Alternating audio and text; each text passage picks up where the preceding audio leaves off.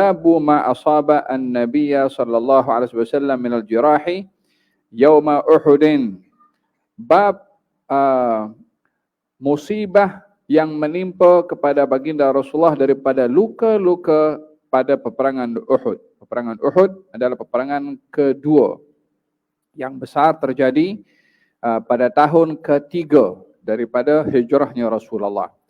Saya jelaskan bahawa peperangan Uhud adalah tindak balas dendam kaum musyrikin yang kalah dalam perang Badar, lalu mereka mengumpul kekuatan untuk membalas kekalahan mereka. Itulah peperangan Uhud.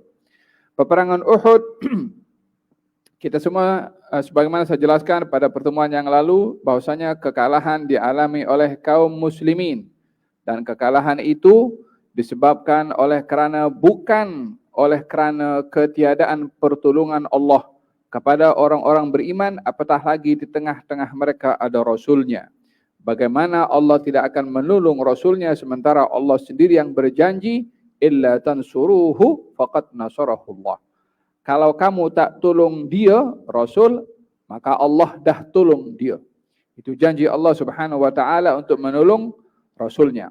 Akan tetapi dalam hal ini, dalam peperangan Uhud, kekalahan dialami oleh kaum muslimin adalah disebabkan oleh kerana perbuatan orang Islam yang melanggar perintah Rasulnya, melanggar arahan Nabi. Maka resiko pelanggaran itu kekalahan yang dialami oleh kaum muslimin. Dengan demikian kita mengambil hikmah bahawa janji kemenangan dari Allah itu confirm. Hanya tuntutannya atau syaratnya yang akan ditolong mesti memenuhi syarat. Syaratnya jangan langgar perintah Allah dan Rasulnya. Bila perintah Allah dan Rasulnya ditaati, confirm pertolongan akan diberikan oleh Allah Subhanahu wa taala, dan itu janji Allah dan tidak akan mungkin Allah memungkiri janjinya. Oleh kerana kekhilafan yang berlaku pada ketika itu daripada sekelompok kaum muslimin dengan melanggar apa yang diarahkan oleh Rasulullah, itulah kekalahan, sehingga Nabi pun sendiri menanggung resiko daripada kekalahan itu, daripada luka-luka yang dialami oleh baginda Rasulullah sallallahu alaihi wasallam, untuk memberitahukan dalam hal ini pelanggaran kita kepada perintah Allah Subhanahu wa taala dan akan mengalami kekalahan. Kekalahan itu tidak pandang bulu. Tidak hanya kena kepada orang yang melanggar, tapi kena kepada semua, termasuk yang tidak melanggar. Kerana kekuatan umat Islam adalah padu, semuanya mesti taat, bukan hanya yang taat, bukan hanya yang tidak taat saja kena hukum atau kena kena senjata atau mati dalam peperangan itu. Tidak, kita dalam peperangan satu tim dan mesti satu kekuatan dan padu dalam hal ini, semuanya mesti taat kepada Allah dan tiada pelanggaran, barulah di situ akan diberikan kemenangan. Dan bila sebahagian melakukan pelanggaran, maka yang akan menanggung kekalahan adalah secara keseluruhan.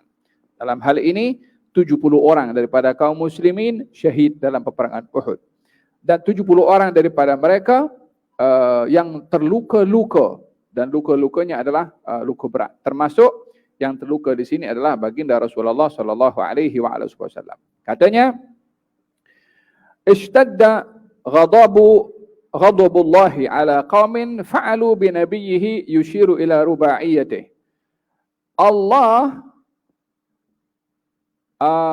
sangat marah kepada satu kaum yang melakukan demikian kepada Rasulnya. Demikian maksudnya di sini merujuk kepada gigi geraham bahagian kanan baginda Rasulullah sallallahu alaihi wasallam yang terlepas dan terluka. Waktu itu Nabi mengalami beberapa luka. Pada lututnya beliau luka karena tersungkur. Pada al-wajnah, pada bahagian tulang pada pipi baginda pun juga terluka. Bibirnya terluka, bahagian bawah terluka bibir baginda Rasulullah kerana senjatanya daripada seorang bernama Utbah ibn Waqqas, saudaranya Sa'ad bin Abi Waqqas yang tidak beriman. Kata Sa'ad bin Waqqas pada peperangan Uhud itu, aku cari Utbah, untuk aku hunuskan panah aku kepada dia, sebab melukai baginda Rasulullah pada bibirnya. Tetapi aku sudah mendengar Nabi mengatakan tentang siapa namanya, Utbah bin Waqqas, ya Allah jangan matikan dia kecuali dalam keadaan kafir, karena melukai baginda Rasulullah sallallahu alaihi wasallam. Dan yang melukai bahagian pipi baginda Rasulullah ada seorang namanya Ibnu Gama'ah. Dan juga ada yang melukai kulit dahi Nabi ini terkoyak. Dan besi masuk kepada bahagian tulang pada pipi baginda Rasulullah sallallahu alaihi wasallam. Falhasil waktu itu banyak pada anggota badan Rasulullah yang terluka disebabkan oleh kerana kocar-kacirnya kaum muslimin pada ketika itu. Nabi mengatakan Allah sangat marah kepada orang yang melukai nabinya. Dalam hal ini Nabi menyebutkan sangat marah, maksudnya marahnya bukan marah biasa, tapi marah yang marah kepada, kalau marah itu ada levelnya, maka yang tertinggi adalah marahnya Allah kepada orang yang melukai Rasulullah. Disebabkan oleh karena kedudukan Rasulullah berbeza dengan mana-mana manusia. Ketaatan kepada Rasulullah taat kepada Allah. Melukai Rasulullah juga menyakiti Allah Subhanahu wa taala, dalam arti pelanggarannya besar kerana menyakiti kepada Rasul yang diutus oleh Allah Subhanahu wa taala. Bila menyakiti Rasulullah itu hukumannya lebih berat daripada menyakiti orang lain, ketaatan kepada Rasulullah ianya lebih keutamaan lebih daripada ketaatan kepada orang lain. Bila menyakiti Rasulullah itu hukumannya sangat berat, menggembirakan Rasulullah balasannya sangat besar. Jadi lawannya lah, kalau kita bagi happy orang, beza dengan bagi happy Nabi Muhammad sallallahu alaihi wa ala alihi wasallam, kerana kedudukan baginda Rasulullah di sisi Allah itulah yang membezakan sikap manusia kepada baginda Rasulullah. Yang menyakiti hukumannya lebih, yang menggembirakan pemberian yang baik dari Allah pun juga lebih. Maka dikatakan di sini sangat marah Allah kepada kaum yang melukai nabinya. Dalam beberapa riwayat dinyatakan bahwasanya baginda Rasulullah ketika terluka itu Nabi tadahi tangannya, darah yang mengucur daripada tubuh daripada wajah Rasulullah, bibirnya pecah dan juga pipinya atau tulang pada pipi sini, dan juga dahinya kulitnya itu terkoyak. Belum lagi gigi gerahamnya. Jadi bagian muka saja ini sudah ada beberapa luka. Dan waktu itu Sayyidah Fatimah radhiyallahu anha wa alaiha salam yang berusaha untuk menghentikan luka itu daripada banyak keluar daripada wajah baginda Rasulullah, karena akan menyebabkan kurangnya darah. Kalau darah kurang akan semakin lemah. Maka waktu itu ingin dihentikan oleh Sayyidah Fatimah. Ingin diberhentikan darah itu dengan dibersihkan dengan air. Ketika dibersihkan dengan air, darah ini kalau keluar kasih air dia makin banyak keluar. Maka pada ketika itu tak lagi digunakan air, beliau mengambil hasir. Hasir ini tikar yang terbuat daripada daun-daun atau ranting-ranting yang kering, dibakar sampai halus. Habuknya atau debunya itu yang ditempelkan pada tempat luka baginda Rasulullah SAW agar supaya terhenti darah itu daripada keluar. Masa itu baginda Rasulullah ketika darahnya itu keluar ditadahi oleh baginda Rasulullah, katanya saya khawatir bahwa darah ini kalau jatuh ke tanah maka tanah ini akan marah untuk membela Nabi dengan membinasakan kepada mereka. Yakni Nabi enggan darahnya itu jatuh ke tanah, khawatir orang-orang yang melukai dan memerangi kepada baginda Rasulullah ditelan oleh bumi itu. Dan Nabi sambil berdoa, Allahumma hdi qaumi fa innahum la ya'lamun. Ya Allah berikan hidayah kepada kaumku, sesungguhnya mereka tidak mengetahui.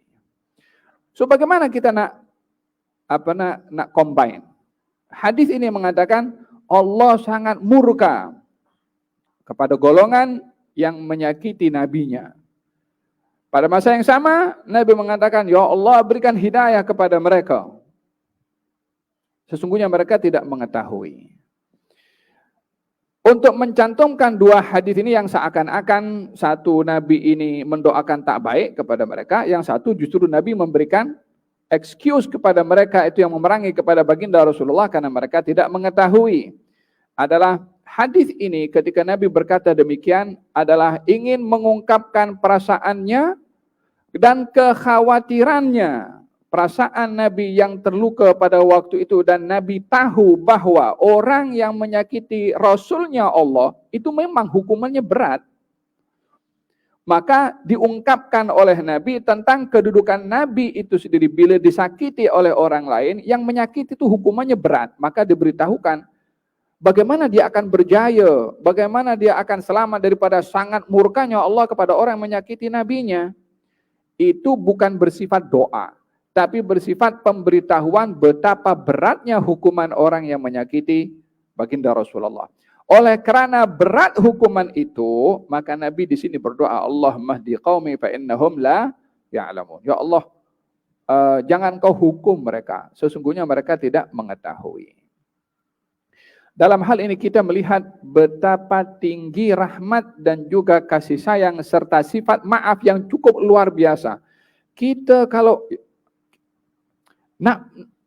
kita saja sekarang ini tengok orang-orang Palestina ini kan di perang apa kan, ya Allah tumbangkan mereka itu presiden, sampai ada orang tanya itu, boleh tak hantarkan pergi ke Bomoh untuk sihir sapanya presiden.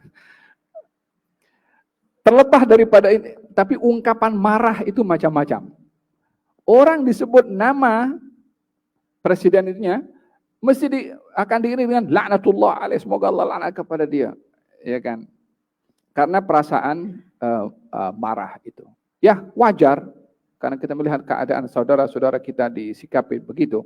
Tapi apa yang kita lihat di sini adalah bagaimana Nabi mengajarkan supaya kita memiliki sifat positif di dalam menginginkan kebaikan kepada orang lain, hatta kepada yang memerangi kepada baginda Rasulullah sallallahu alaihi wasallam.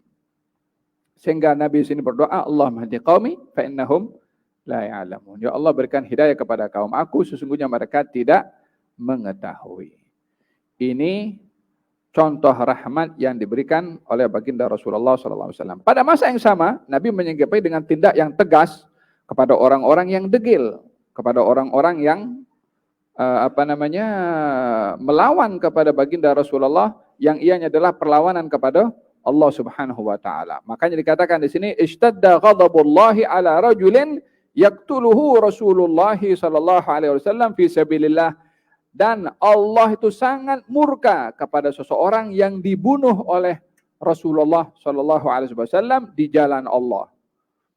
Maksudnya orang yang dibunuh oleh Nabi dalam jihad, dalam peperangan, hukuman orang itu jauh lebih berat karena murka Allah kepada dia adalah sangat berat karena yang membunuhnya adalah Rasulullah SAW. Apa sebab orang itu hukumannya lebih berat daripada yang lain yang mungkin juga dibunuh dalam perang? Apa bezanya? Sama-sama dalam perang, sama-sama gugur dalam perang. Hanya satu, ini dibunuh oleh Rasul, yang ini dibunuh oleh bukan Rasul. Sama-sama mati, sama-sama di neraka. Tapi yang ini lebih teruk, yang dibunuh oleh Rasul. Apa sebabnya? Disebabkan oleh karena sebabnya orang yang dibunuh oleh Rasul, orang itu awalnya ingin membunuh kepada Rasul. Sehingga hukuman orang yang ingin membunuh kepada Rasul beda dengan orang yang ingin membunuh selain daripada Rasul. Salah seorang bernama Ubay bin Khalaf. Ubay bin Khalaf. Dalam peperangan Uhud ini, dia sudah berteriak pakai baju besi lengkap. Katanya, mana itu Muhammad? La najautu in naja. Saya tak akan selamat kalau dia selamat. Ya, ini saya tak mau selamat kalau dia selamat. Ya, ini maknanya salah satu daripada kita nih. Maka ketika melihat kepada Rasulullah dan Nabi sedang dalam keadaan terluka, waktu itu Ubay bin Khalaf meluncur kepada baginda Rasulullah sallallahu alaihi wasallam. Sebelumnya Ubay bin Khalaf ini pernah mengancam bersama dengan beberapa orang-orang kufar Quraisy. Waktu itu ada Abu Sufyan, waktu itu ada beberapa sahabat, beberapa orang-orang Quraisy. Katanya, wallahi, kata siapa namanya, Ubay bin Khalaf, kalau saya jumpa dengan Muhammad, saya akan bunuh kepada dia. Waktu itu sebelum perang Uhud. Berita sampai kepada Rasulullah. Katanya, dia bersumpah dengan nama Allah untuk membunuh kepada aku. Katanya, digunakan nama Allah. Kata Nabi, aku yang akan bunuh pada dia. Sebab dia menggunakan nama Allah bukan pada tempatnya. Dalam hal ini Nabi handle sendiri. Nabi itu dalam peperangan, dalam sejarah itu, rasanya, ya, yang saya tahu ya, hanya seorang saja yang dibunuh oleh tangannya Rasulullah. Yang lain tidak ada. Selain daripada qisas ya, daripada perang, yang dibunuh oleh Rasulullah seorang saja. Nabi tidak menggunakan tangannya untuk membunuh walaupun dalam perang. Karena kedudukan Nabi itu terlalu mulia untuk digunakan tangannya untuk membunuh kepada orang lain. Hatta dia kufar. Tapi karena orang ini menggunakan nama Allah untuk membunuh kepada Rasulullah, maka Nabi mengatakan, aku yang akan bunuh kepada dia. Yakni supaya penggunaan dia pada nama Allah untuk hal yang mungkar, bahkan yang paling mungkar, dijawab oleh Nabi. Nabi sendiri yang menunjukkan kemungkaran kata-kata orang itu yang salah menggunakan nama Allah. Maka itu Ubay bin Khalaf ketika mendekati kepada Rasulullah, maka Nabi, ada sahabat Nabi yang ingin bangkit, ingin melawan. Katanya, biar aku yang lawan. Itu Ubay bin Khalaf yang mendengar juga kalau berita sumpahnya untuk membunuh kepada Nabi, justru Nabi balas, aku akan bunuh. Berita itu sampai kepada Ubay bin Khalaf. Kata orang, engkau pasti akan mati karena Muhammad tidak bersumpah kecuali sumpahnya adalah benar. Sebelum terjadi, Ubay bin Khalaf cari kepada baginda Rasulullah dan ingin dihalang oleh seseorang. Kata Nabi, biarkan aku yang akan handle. Karena Nabi sudah janji. Diambil tombak oleh Nabi SAW. Ubay bin Khalaf itu lagi menuju kepada baginda Rasulullah, dilemparkan tombak oleh baginda Rasulullah SAW. Mengenai kepada bahagian, saya ingat bahagian perutnya atau bahagian kulitnya. Karena kulit yang tak ada darah yang keluar. Apa orang sini bilang lecet sikit.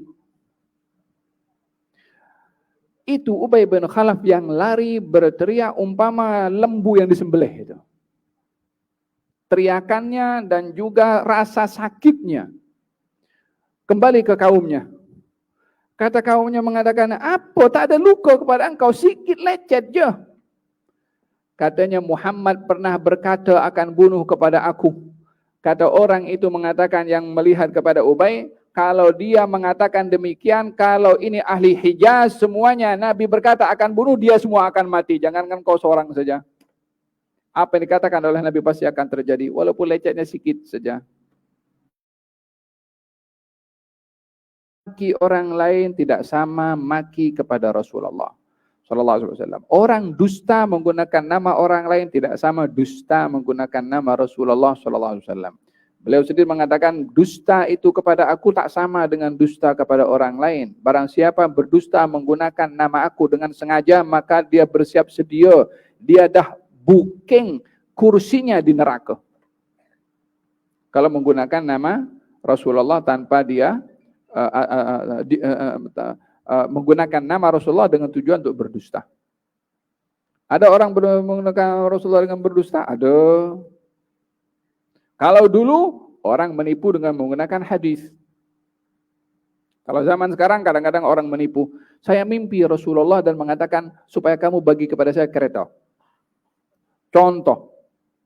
Tapi tipu. Ini pun bahagian daripada dusta. Menggunakan nama Rasulullah sallallahu alaihi wa ala alihi wa sahbihi wasallam. Paham dong? Demikian sabda baginda Rasulullah sallallahu alaihi wa ala wasallam. Ishtadda ghadabullah ala rajulin yaqtuluhu Rasulullah sallallahu alaihi wasallam fi sabilillah. Kalimat fi sabilillah adalah sebagai satu catatan bahwasanya beza dengan orang yang dihukum oleh Rasulullah karena qisas. Karena qisas hukum yang mesti dilaksanakan. Dibunuh juga, tapi dibunuhnya dengan sebab yang benar. Orang yang dibunuh karena qisas diampunkan dosanya.